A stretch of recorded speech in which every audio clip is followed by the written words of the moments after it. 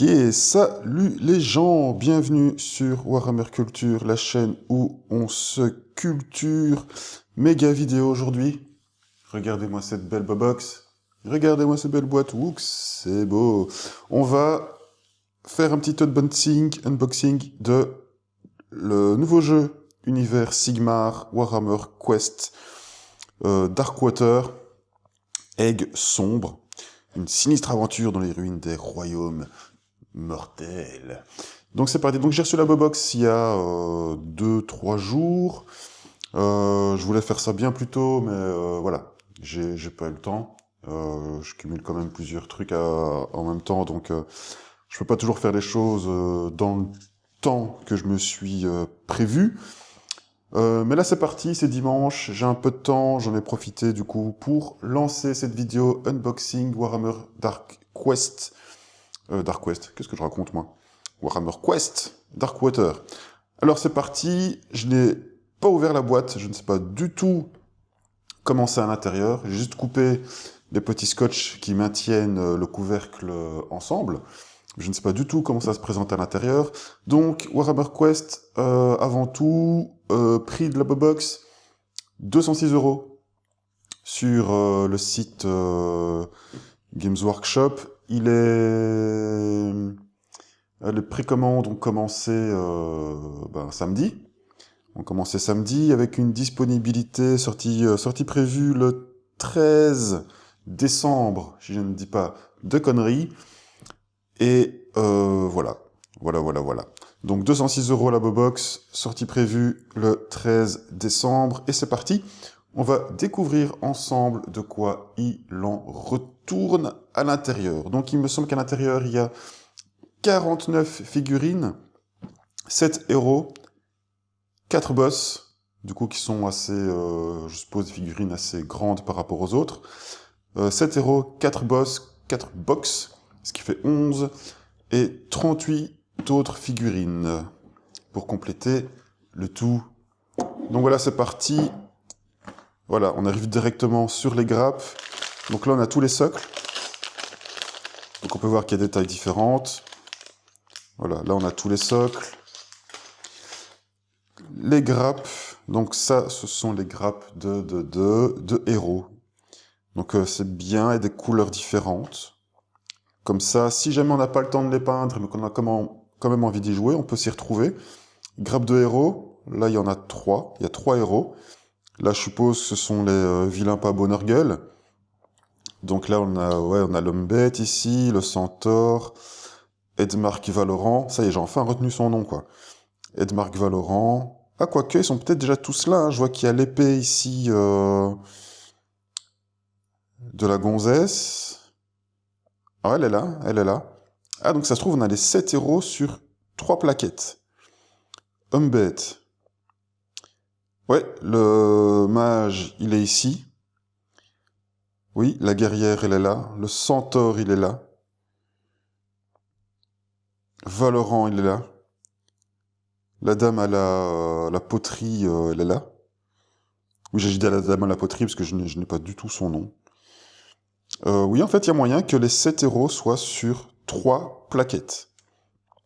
Et c'est du clipsable. Donc, à mon avis, ils ont voulu faciliter le montage pour soit les débutants, ou pour que ça aille plus vite dans les montages, parce qu'il y a quand même 49 figurines. À mon avis, ils ont opté pour une option de clipsage. Je pense qu'il y a moyen de monter le tout sans colle. Donc, faut voir. Faut voir une fois qu'on se lance dans le truc si ça fonctionne vraiment sans colle, ou si un peu de colle sera quand même la bienvenue. Pour ceux qui veulent les peindre, ce qui sera à mon avis le cas de la plupart des gens, peut-être que la colle sera pas une mauvaise option pour être sûr que tout ne se déboîte pas à chaque fois qu'on met un peu de pression dessus. Mais oui, mais à mon avis, là, ils ont opté pour la facilité de montage, pour la rapidité de montage, pour, à mon avis, atteindre un public qui n'a pas forcément envie de prendre le temps de s'amuser à coller tous des petits éléments les uns aux autres. Donc oui. En plus, ils ont réussi à mettre 7 figurines sur 3 plaquettes. c'est que oui, ce sont des éléments assez grands, assez gros. Ça se trouve, une figurine fait 3-4 éléments, poup, et c'est réglé, c'est fini. Donc je vais peut-être en monter une ou deux tantôt pour voir si le montage est facile, et je vous dirai quoi directement, à mon avis, dans cette vidéo. Donc là, on a les héros, voilà, sur 3 plaquettes. Une grappe de 3 plaquettes. On a les 7 héros, donc on risque d'être assez facile à monter. Ici, du coup, on a, je suppose, tous les vilains Nurgle. Ouais, les détails ont l'air impressionnants. Là, je regarde ici, je sais pas si je peux vous le montrer à la caméra, ça va faire une mise au point correcte. Ici, là, les détails sont incroyables. Les détails sont fous. C'est quali, hein. Là, c'est vraiment qualitatif. Ouais, les petits détails dans la hache, il y a tous des petits trous comme ça. C'est assez impressionnant. Là, on est sur de la... Ouais, là, ils ont mis le paquet. On est sur vraiment de la belle qualité. Alors ça, on va voir après ce que c'est. À mon avis, ce sont les dés, vu le bruit que ça fait. Donc, il y a quand même 49 figurines. Si on enlève les 7 héros, ça fait 42.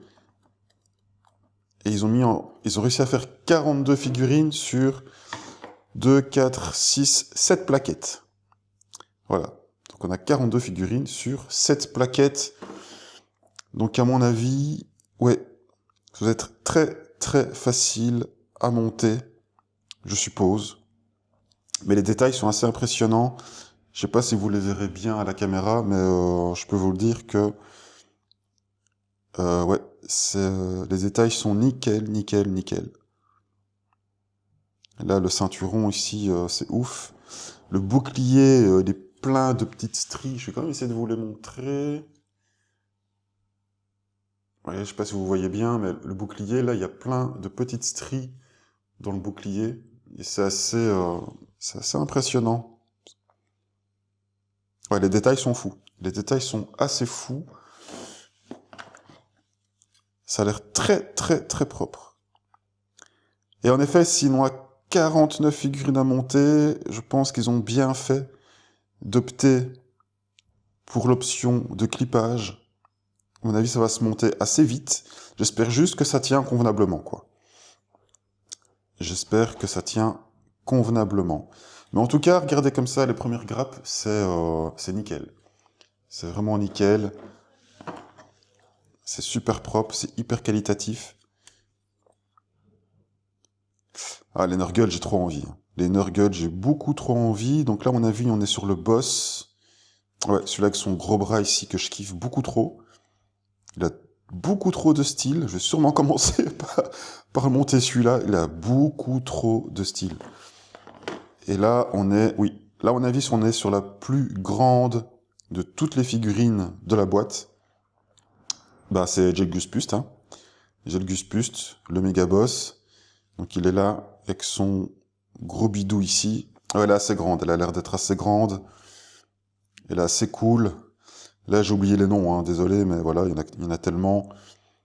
Ouais, là, c'est le gros vert avec son chaudron. Ouais, et là aussi, il y a le casque. C'est incroyable. Je vais quand même essayer de vous le montrer. Voilà. Le casque ici, il y a plein de petits points. Plein de petits reliefs minuscules. C'est méga précis, quoi. Les figurines sont impressionnantes d'un point de vue qualité.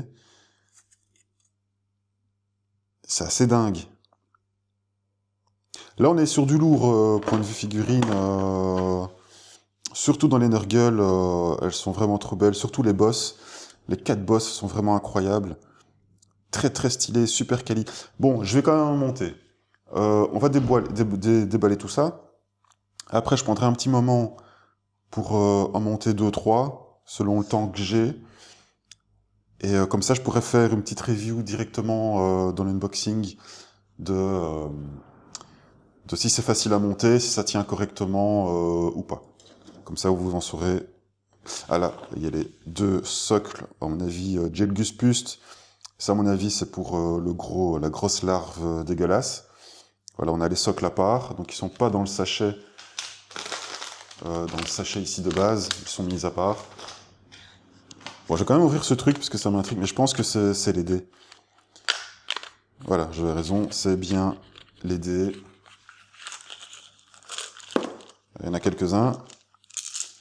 Voilà, donc c'est des dés relativement classiques. Ici, je suppose qu'on a les dés d'action, action, attaque et compagnie. Voilà. Donc, plutôt cool. Voilà, il y en a beaucoup, hein. Il y en a beaucoup. Après, il faut voir dans le gameplay pourquoi il y en a autant. Après, peut-être parce que c'est selon les joueurs. Peut-être qu'il y a un set pour 4 joueurs, je sais pas. Il y en a 3, 6, 9, 12. Il y en a 12. Donc peut-être qu'il y en a 3 par joueur si on joue à 4. Si on joue à 4, peut-être qu'il faut un set de 3 par joueur. Donc voilà. Et ça, c'est les dés, à mon avis, communs à tous les joueurs, hein, parce que ce sont les dés, à mon avis, d'attaque, etc., etc., d'action. Donc je vais essayer de remettre tout ça dans la petite boîte.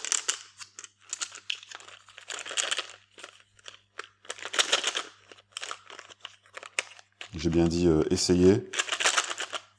Bon, j'essaierai de ranger ça correctement plus tard. Donc voilà, donc on va passer à la suite. Donc là, c'est quoi? C'est une grosse boîte. Ouais, donc là, j'ai une grosse boîte avec une étiquette. On va essayer de découper ça de manière scientifique. Prendre un petit scalpel. Histoire de pas tout déchirer comme un sauvage. Voilà, on va faire ça proprement, avec soin et amour. Ok, donc on va ouvrir ça. Je vais essayer de faire ça correctement. Ou alors je voudrais d'abord regarder ça, comme ça je peux sortir et avoir de la place après sur la table. Donc je peux quand même vous montrer le verso de la boîte si vous voulez. Donc là on est sur le verso de la boîte. Voilà. Donc ici les héros, du moins une partie. Les vilains, du moins une partie. Partager une quête unique choisie parmi 96 cartes différentes, avec des aventures rejouables et des énigmes captivantes. Là, c'est le livre de règles qui fait 36 pages. Alors, 14 dés, incluant des dés d'action ennemie. 12 boîtes de piles pour interrompre votre aventure. 4 bonus à déverrouiller. 11 types d'ennemis. 4 boss, inclus plus de 120 pions. Ici, donc là, on a le plateau. Donc en jeu, ça doit ressembler à ça, je suppose. Hein. 19 cartes de map, 19 maps, 7 héros différents et 150 cartes de récompense. Voilà, donc ça c'est le dos de la boîte, ce qui donne un aperçu. Ah oui, ben là c'est mis, hein, d'ailleurs. Colle non requise, donc à mon avis, du coup les figurines sont montables à 100%. Sans colle, tout est clipsable à 100%. Donc je vais mettre ça de côté, où je peux.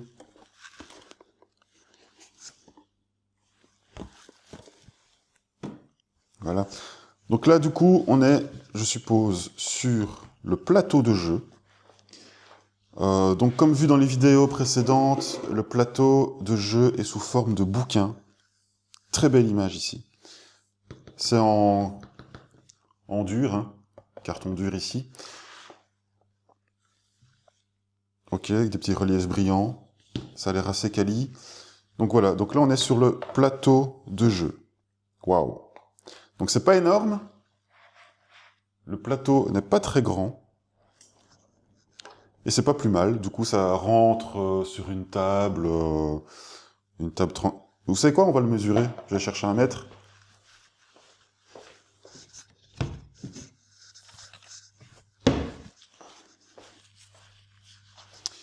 Donc on est sur du...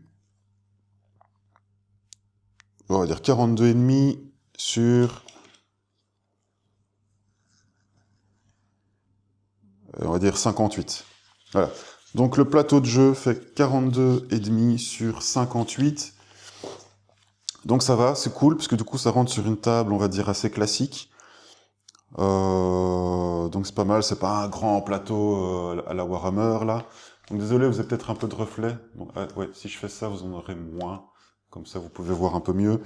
Alors moi, ma petite crainte avec cette histoire de format bouquin, qui est une très bonne idée, je trouve, et je crois que c'est la première fois que Workshop fait ce concept. Ma crainte, moi, c'était que ça ondule. Que les pages ondulent, et que quand tu viens avec tes pions comme ça, bah, qu'ils finissent un peu par basculer comme ça. Tu vois. Donc là, ce sont mes pions Blood Bowl. Hein. Je suis en train de les peindre. Mais en fait, si je me mets là bien au milieu, c'est super stable. Là, je suis en plein milieu. Là, je suis dans la tranche. C'est méga stable. C'est plat, en fait. C'est extrêmement plat. Ça tient super bien. Et c'est plutôt cool. Donc l'idée est assez sympa, je trouve, de plateau en forme de bouquin comme ça. En plus, ils ont été intelligents. Ils l'ont pas fait gigantesque. Donc du coup, on a une bonne vision de ce qui se passe. Et ce qui est bien, c'est que du coup, on peut vraiment y jouer sur une table assez classique. Et ça, c'est plutôt cool, parce qu'en fait, avec toutes les cartes qui viennent ici sur le côté, tous les pions qui viennent là sur le côté, qui sont jouables par après, ça peut prendre très vite de la place. Et si on avait un grand plateau, ça aurait été assez chiant. Donc il y a, si je me souviens bien, j'ai dit quoi? 19 maps. On va les regarder, hein, on va les regarder en fait, parce que je suis intrigué. Je vais vraiment essayer de faire en sorte que vous n'ayez pas trop de relief, de lumière. Voilà, si je fais comme ça, vous n'avez pas trop de lumière. Elles sont belles, hein. Elles sont belles. Mais déjà, la première, je la trouve assez jolie. En mode peste dégueulasse. Celle-là est pas mal aussi. En fait, c'est bien parce que, du coup, on a quasi 19 univers différents. Et c'est assez sympa. Celle-là est sympa. Et c'est de la qualité. Hein. L'impression est magnifique. L'impression est super belle, super propre. Alors on est un peu dans les tranchées. C'est sympa ça. Ça c'est sympa. Un peu en mode tranchée dans les marais. Mais c'est magnifique. Hein. Les impressions sont d'une qualité folle. Donc on va voir après qu'on arrivera plus ou moins au milieu du bouquin si tout reste assez plat. Si ça reste jouable. Ah, sympa celle-là aussi. Celle-là est sympa. Regardez. Voilà, avec un truc là dans la flotte, une sorte de monstre dégueulasse dans la flotte. Il y a plein de petits détails très sympas. Là, je crois que c'est des yeux. C'est très sympa. J'adore l'ambiance. De toute façon, tout ce qui est Nurgle et tout, comme je l'ai déjà dit, Nurgle, Death Guard, etc., j'aime beaucoup. J'aime beaucoup l'ambiance, j'aime beaucoup l'univers. Très sympa. C'est sympa parce que les maps ont l'air vraiment variées. Elles ont vraiment l'air variées. Et c'est très cool. Très très cool. J'ai pas tous vous les montrer, parce que, histoire de vous laisser un peu de surprise quand même, parce que moi je suis en train de kiffer, je suis en train de regarder les maps, et je les découvre, et c'est super cool. Vous découvrez du coup là les 4-5 premières maps. C'est cool, mais je vais pas vous en montrer plus. Parce que si vous voulez vous lancer dans Darkwater, ce serait dommage que vous les ayez déjà toutes vues. Même moi, je vais pas toutes les regarder, je vais essayer de me garder quand même quelques surprises. Mais ce qu'on va faire, c'est qu'on va essayer d'aller plus ou moins au milieu du bouquin. Je crois que c'est plus ou moins ici. Voilà. Cool. On va se mettre là. Voilà, et on va regarder si les pions tiennent toujours correctement, malgré qu'on soit en plein milieu des maps. Voilà, je vais prendre quelques pions. On va mettre en plein... Ah non, ici en plein milieu, là. Voilà. Donc ça reste relativement plat. Par rapport à la toute première map, c'est déjà un peu plus ondulé, mais ça ne cause pas de problème. Les pions restent stables sur la zone. Mais voilà. Après, peut-être que voilà, si on force un peu le truc... Voilà, mais de manière générale, voilà, on n'a pas une page qui ondule exagérée, ça reste relativement stable. Donc c'est plutôt cool. Même si je suis en plein milieu, vous voyez, ça reste assez stable. Si je me mets ici sur un bord, ça reste assez stable. Donc s'il y en a qui avaient des craintes à ce niveau-là, craintes justifiées, hein, rassurez-vous, ça tient. Ça tient, c'est stable. Là, vous voyez, je suis vraiment au bord. J'ai pas besoin de faire des trucs de ouf pour que ça tienne. Donc voilà, c'est sympa. C'est sympa. Je trouve que c'est une belle idée. C'est une belle idée de composer plusieurs maps comme ça dans un bouquin. C'est assez intelligent. Mais je vais pas vous montrer plus. Je vais quand même vous laisser la surprise des découvertes. Mais très bonne qualité le bouquin, couverture dure. Ici un petit relief qui brille là sur le fond. Là vous voyez. Très sympa. Très très belle illustration ici en avant. En mode surbrillance aussi. Vous voyez, hop. Très beau, très quali. C'est magnifique.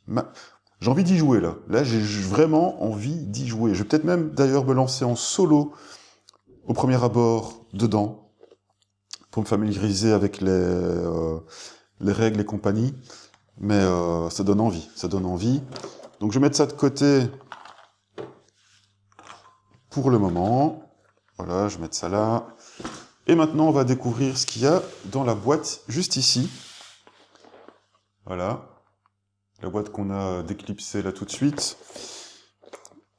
Donc je vais essayer de faire ça proprement sans déchirer tous mes trucs là. Parce que j'ai jamais été très doué pour ça. Waouh, la dextérité de ouf. Alors, ok, donc là on est dans une sorte... Waouh, magnifique l'illustration ici. Je vais essayer de vous la montrer correctement. Voilà, magnifique illustration de Jelgus Pust, incroyable. Alors, à mon avis, du coup, tout est rangé là-dedans.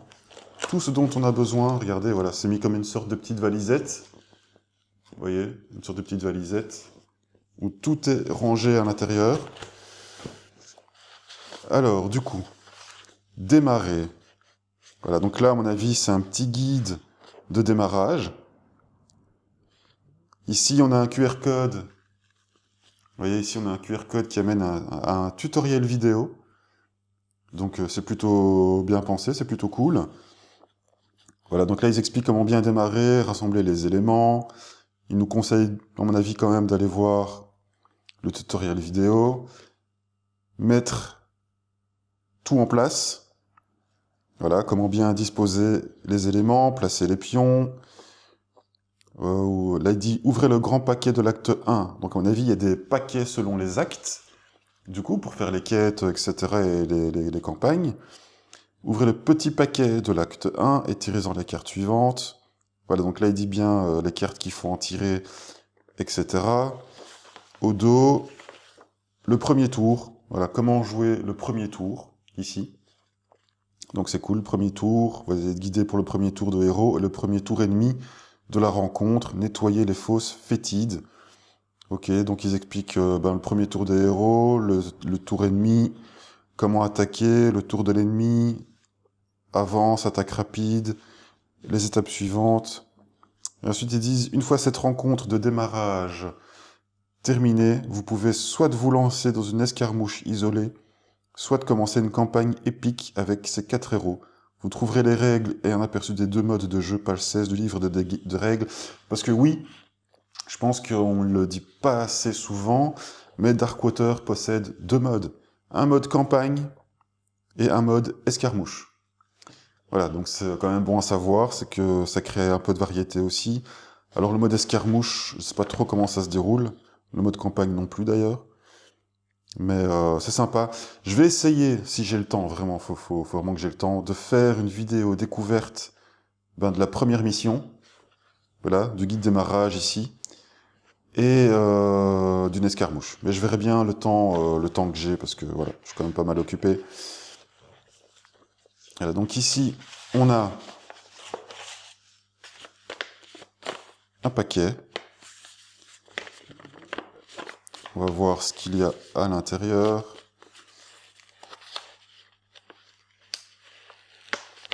Essayer d'ouvrir ça proprement.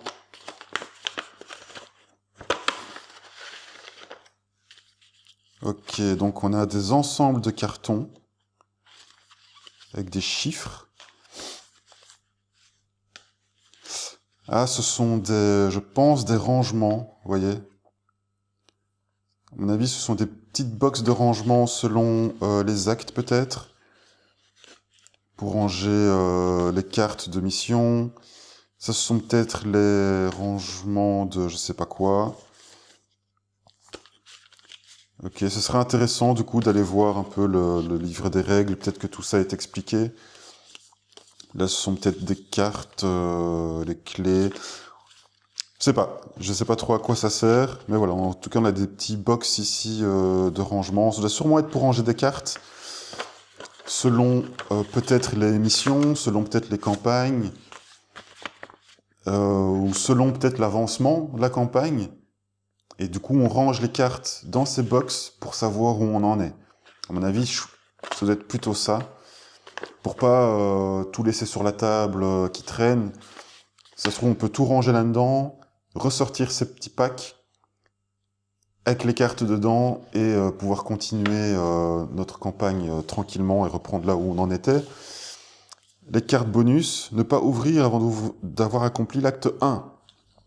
Ah, ok, ben vous savez quoi, ben je vais faire ce qu'ils disent, vous voyez. Ne pas l'ouvrir avant d'avoir accompli l'acte 1. Des cartes bonus. Donc c'est scellé, et je vais les laisser scellés. Je ne vais pas les ouvrir. De 1, pour ne pas me spoiler moi-même, même si j'ai vachement envie de savoir ce qu'il y a à l'intérieur. Mais de 2, pour ne pas vous spoiler, vous non plus. Donc, voilà, ça va rester un mystère pour vous comme pour moi. Voilà, mystère. Mystère. Voilà. Et c'est bien comme ça. Je me dis qu'un peu de... L'unboxing, c'est bien, mais laisser un peu de part de mystère et d'aventure, c'est bien aussi. À ouvrir votre première partie. Ah bah voilà, celle-là on peut, celle-là on peut. Celle-là on peut, donc on va jeter un œil. Si j'y arrive.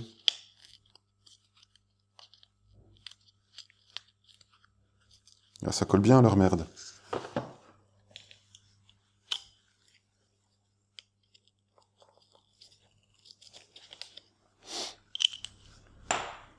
Bon, du coup, j'ai ouvert ça un peu comme un porc, mais ça collait vachement bien. Donc là, on est sur... Je vais pas toutes les sortir pour être sûr de pouvoir les remettre après.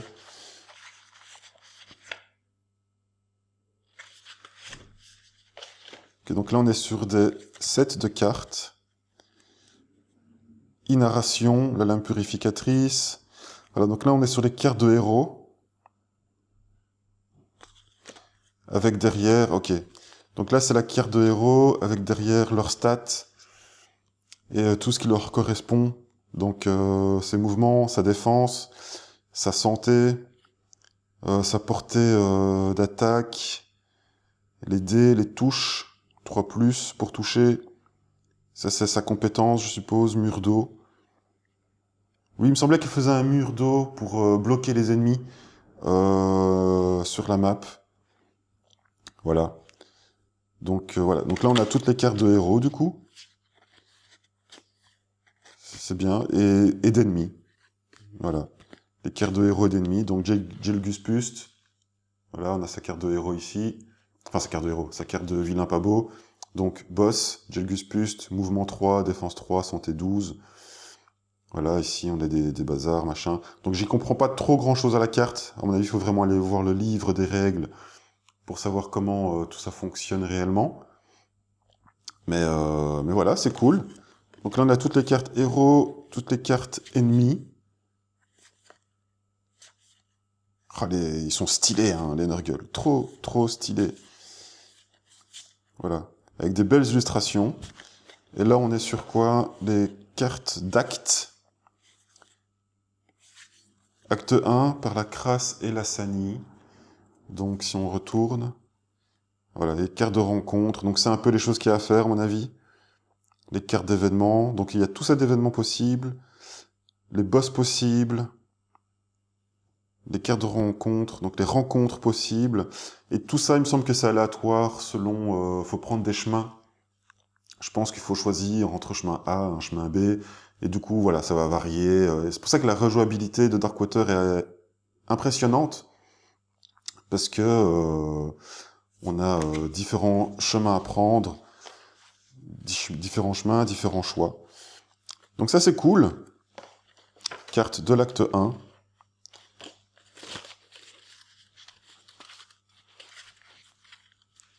Que je vais essayer de re-ranger.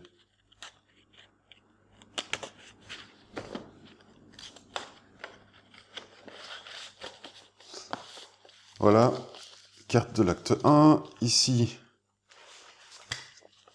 ouvrir pour votre première partie. Pareil, ce sont les cartes.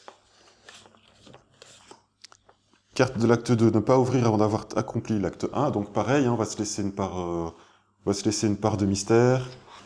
On va pas tout ouvrir.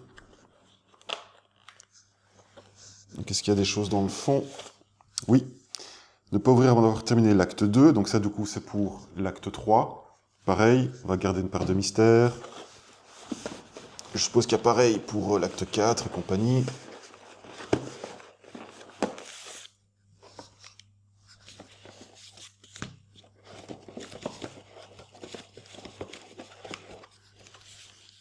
Et là, donc, pas ouvrir avant l'acte 1, ne pas ouvrir, ne pas ouvrir. Donc tout ça, on ne va pas les ouvrir. On va vraiment se laisser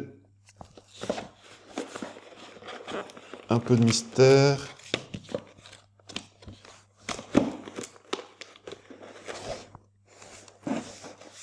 Voilà, voilà. Donc il y a tout ça. Donc tout le reste, ce sont des cartes, ne pas ouvrir non plus. Carte de l'acte 1 à ouvrir pour votre première partie. Allez, ça, on va quand même y jeter un œil. Voilà. Donc de quoi il en retourne. Ouais, voilà, donc ça, ce sont toutes les cartes, voilà. Les cartes de mouvement, etc., etc. Donc tout ce qui est aptitude et compagnie. Les cartes de statut, etc. Donc à mon avis, une fois que l'enveloppe est ouverte, vous voyez, ça se déglingue. Et je pense que c'est pour ça qu'après, ils ont créé les petits box, je suppose aussi, pour pouvoir après remettre les cartes correctement dedans. Et pour finir, le livre de règles et d'autres choses. Warhammer Quest Darkwater, aucune colle recrise. Ah ben voilà, là c'est le mode d'emploi du coup pour le montage figurine. Voilà, elles sont toutes là. Voilà les différents socles. Alors là c'est bien parce qu'ici on a, si je comprends bien, on a un gabarit. Vous voyez, on a un gabarit pour les socles. Donc à mon avis il suffit de prendre le socle. On va essayer. Hein. Prendre le socle et le mettre dedans. Donc là c'est le plus grand. C'est sûrement pour Jake Guspust. Le mettre dedans et savoir quel socle on est censé utiliser pour tel ou tel pion, tel ou tel personnage. Donc c'est bien, ça peut aider à s'y retrouver. Voilà, donc là on a tous les socles différents. Et là on commence par Edmarc Valorant. Voilà. Donc ils sont tous là, dans ce petit bouquin. Donc c'est cool, c'est cool. Évidemment, je ne pense pas qu'il y ait des options d'assemblage.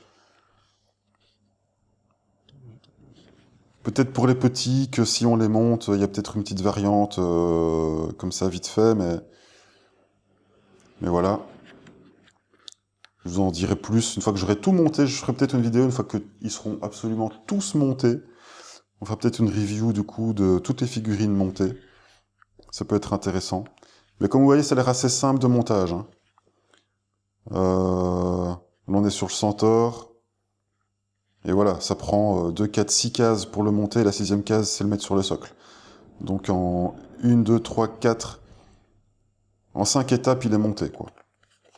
En 5 étapes, il est monté, donc ça peut aller assez vite. Et tous, en fait. Hein. 1, 2, 3, 4. Ouais, la 5e étape, c'est le socle. Donc en 4-5 étapes, les pions héros et vilains pas beaux sont montés. Donc c'est plutôt cool. Voilà, donc le guide de montage, très important évidemment. Là, on est sur les pions. Donc là, voilà, ça s'enlève facilement parce que là, j'ai à peine touché le carton, le pion était déjà en train de se barrer ici, vous voyez. Voilà. Donc ce sont tous les pions, à mon avis, qui se mettent sur la map et qui donnent divers effets, divers statuts. bonus ou malus. Voilà. Ici, il y a une sorte de timeline, je sais pas trop ce que c'est. À voir hein, dans le livre de règles et le gameplay hein, de nouveau. Mais voilà, ici, voilà, tous les jetons qui se déclipsent très facilement, j'ai l'impression. Je vous dis, j'ai à peine appuyé ici, vous voyez, ils se décochent déjà. Voilà, j'ai pas besoin de faire d'efforts. Donc les pions, ils sont tous là, très faciles à enlever. Et pour finir, le fameux livre des règles en carton souple. Voilà, carton souple, livre de règles, si je me souviens bien, 36 ou 38 pages, 36 pages. Voilà, et ben, tout est expliqué là, hein, du coup. Assembler, peindre. Donc là, apparemment, on peut avoir un QR code qui nous emmène à savoir comment bien les peindre, avec, à mon avis, en respectant la charte graphique. Donc là, on a un explicatif sur les personnages. Plutôt intéressant. C'est toujours bien à lire, hein. Quand on se lance dans des trucs un peu jeux de rôle, RPG, comme ça, c'est toujours bien de savoir un peu les histoires des personnages, histoire de bien comprendre ce qui se passe. Donc ça, je prendrai sûrement un petit moment pour lire. Mais il me semble qu'il y a eu un article hein, là-dessus, aussi sur le site Warhammer. Donc voilà, donc c'est cool, petite explication de qui ils sont. À mon avis, là, il y a un peu de lore. Voilà, ici, c'est un peu le lore du sanctuaire. Donc c'est cool. Voilà, les différentes zones de la map. Voilà, donc le livre, il fait 36 pages, mais tout ça, là, déjà, c'est de l'explication et du lore. Donc au final, les règles se tiennent sur 21 pages. Donc ça va. Il n'y a pas non plus 40 000 pages à essayer de lire et à essayer de comprendre. Pour faire les règles, donc ils expliquent interrompre une campagne, donc ce qu'il faut faire quand on l'interrompt. Vous voyez, reprendre une campagne, donc les démarches pour la reprendre, perdre une campagne. Et voilà, donc c'est ça, hein, vous voyez, c'est ce qu'on avait là tantôt, les petites boîtes. Donc là, c'est bien des boîtes de héros. Et du coup, il faut mettre les cartes quand on interrompt une campagne, je suppose, mettre toutes les cartes qui correspondent. Vous voyez, donc le héros, avec les cartes qu'il avait, à mon avis, à ce moment de la campagne, quand vous l'interrompez. La pile des récompenses, on la met dans une box aussi. Et les actes, voilà, et on met tout ça dans les box prévues. Comme ça, qu'on reprend la campagne, donc j'avais bien, mon hypothèse était bonne. Du coup, qu'on reprend une campagne, on n'a plus qu'à reprendre nos box, les ouvrir et reprendre là où on en était. Donc c'est plutôt cool, plutôt bien pensé. La campagne, la mise en place, résoudre un acte, les modes de jeu, voilà, escarmouche, 30 minutes, une partie d'escarmouche. Les campagnes, la campagne complète, si je me souviens bien, ouais, 10 à 14 heures, et je crois que l'émission, c'est plus ou moins 3/4 d'heure.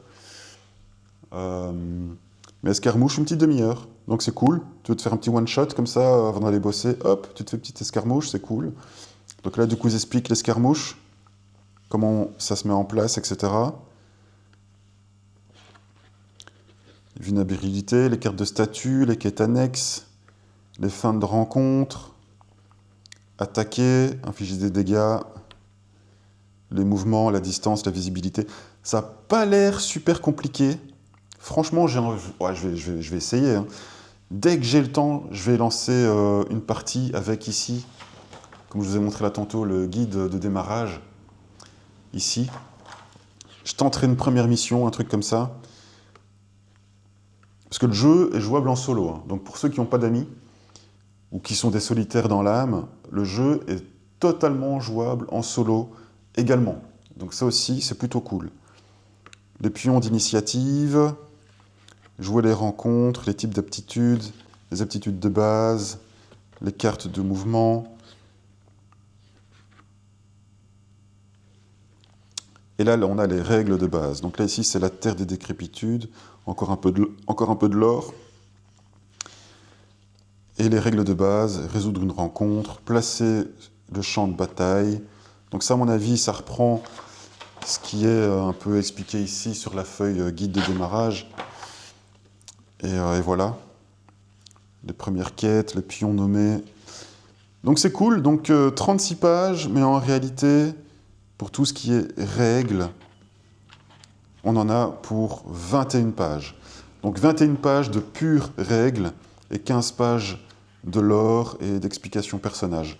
Donc les règles, à mon avis, ont l'air faciles à assimiler. Ça a l'air assez simple. Je crois qu'ils ont vraiment essayé de viser un public un peu nouveau, qui n'ont pas envie de se lancer dans des règles hyper complexes, à la Warhammer 40K, etc., etc. Donc ça, je crois que c'est un jeu qu'ils ont pensé familial. Voilà, papa, maman, s'ils sont un peu dans les jeux de société, papa, maman, les deux enfants, et hop, on lance une partie Warhammer Darkwater. Et je pense que ça le fait. Je pense que ça le fait, parce que ça n'a pas l'air compliqué. Même les montages figurines, le fait de les avoir pensés en mode clips, tout était pensé, j'ai l'impression, pour faciliter le démarrage de jeu, les montages, etc., etc. Donc c'est plutôt cool. Et vu qu'ils ont pensé même à faire 2 coloris sur les grappes, tu peux jouer sans même avoir peint tes figurines. Même si c'est toujours plus beau, évidemment, de jouer avec les figurines peintes. Donc voilà. Voilà tout ce qu'il y a dans la box Warhammer Darkwater. Donc là, ce que je vais faire, c'est que je vais essayer de monter 2-3 figurines, si j'ai le temps. Mais je pense que je l'ai. Et directement après, ben, je vais vous faire du coup une petite review de comment ça se passe avec les figurines, si elles sont faciles à monter, si ça tient correctement, etc., etc. Je vous retrouve tout de suite. Et voilà, j'ai fini de monter, ben, j'ai pris la plus grosse figurine. Hein. J'ai tenté la plus grosse figurine. Ça m'a pris 10 minutes. Ça m'a pris 9 ou 10 minutes en allant à mon aise, en ayant le temps de supprimer tous les petits défauts de coupe. Et voilà, ça m'a pris 10 minutes pour monter Gelgus Bust. Voilà, vous voyez un peu la taille qu'elle fait du coup. C'est la plus grande figurine de la box, logiquement. Donc voilà, plutôt sympa. J'essaie de vous la montrer de près, en espérant que la mise au point se fasse bien. Voilà, vous voyez, elle est franchement pas mal. Hein. Elle est vraiment pas mal. Vraiment très quali, très quali, les détails sont très bien. Alors malgré que ce soit en clip, tout tient relativement bien. Il n'y a pas trop d'espace. Vous voyez, peut-être ici un peu là, l'épaulette. Vous voyez, il y a peut-être un petit espace ici entre les deux. Si j'avais mis de la colle, ce serait amoindri. Mais de manière générale, franchement, nickel. Nickel. Donc, apparemment, on peut vraiment tout monter en clip sans trop se prendre la tête, sans utiliser de colle. Après, si vous voulez absolument réduire un maximum l'écart entre les jonctions, comme ici, par exemple, à l'épaule, alors peut-être qu'à ce moment-là, oui, un peu de colle serait peut-être la bienvenue pour éviter, voilà, vous voyez ce genre d'interstice là à l'épaule. Voilà. Peut-être qu'à ce moment-là, un peu de colle sera la bienvenue pour éviter ce genre de petits soucis. Mais sinon, franchement, montage, super simple. Ça m'a pris peut-être 9 minutes pour la monter, en prenant le temps d'enlever les petits défauts de coupe. Et voilà, mais super qualitatif. Franchement, j'ai hâte de la peindre, celle-là. Elle est vraiment très belle. Donc voilà. Voilà. Maintenant, vous savez tout ce qu'il y a à savoir sur la box de Warhammer Quest Darkwater. Et dites-moi en commentaire ce que vous en pensez, si ça vous hype, si vous êtes chaud ou pas de vous lancer dans cette aventure. J'essaierai, comme je vous l'ai dit, si j'ai le temps, de faire une petite vidéo découverte, démarrage de partie, etc. J'essaierai aussi également de faire une petite vidéo sur le concept de l'escarmouche. Voilà, il faut vraiment que j'essaie de prendre le temps de faire ça, parce que du temps, j'en ai pas des masses. Et voilà, donc n'hésitez pas à me dire en commentaire si vous êtes chaud, si ça vous hype, de vous lancer là-dedans. Et si la vidéo vous a plu, ben vous connaissez la chanson, n'hésitez pas à liker, à partager, à commenter. Cela aidera grandement la chaîne à ne pas sombrer dans le warp de YouTube. Sur ce, je vous dis à bientôt pour de prochaines vidéos. Salut, ciao, ciao!